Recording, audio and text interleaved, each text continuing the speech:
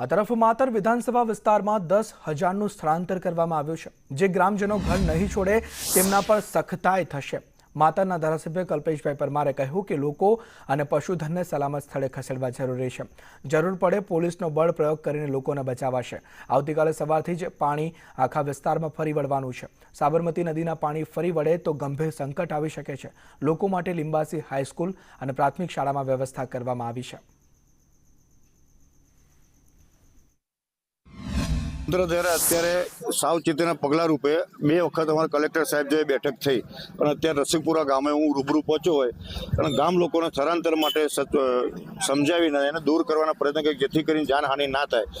અમારી માતર વિધાનસભાની અંદર 15 ગામના આશરે પાણી કરશે અને ગઈ વખતે 1 લાખ ક્યુસેક પાણી છોડ્યું હતું તો પણ રસિકપુરા અને પથાપુરાની અંદર 4 થી 5 ફૂટ પાણી હતું। આ વખત 10 થી 12 ફૂટ પાણી થવાની શક્યતા હોય એટલે દરેક ગામના અહીંયાથી રસિકપુરા પછી માતરના અમારા જે ગામડા આવે કોશલ છે, વારસંગ, બરોડા, અસામલી, પાલ્લા આ બધા ગામડાની અંદર પણ દરેકને ખસેડવાની પ્રયત્ન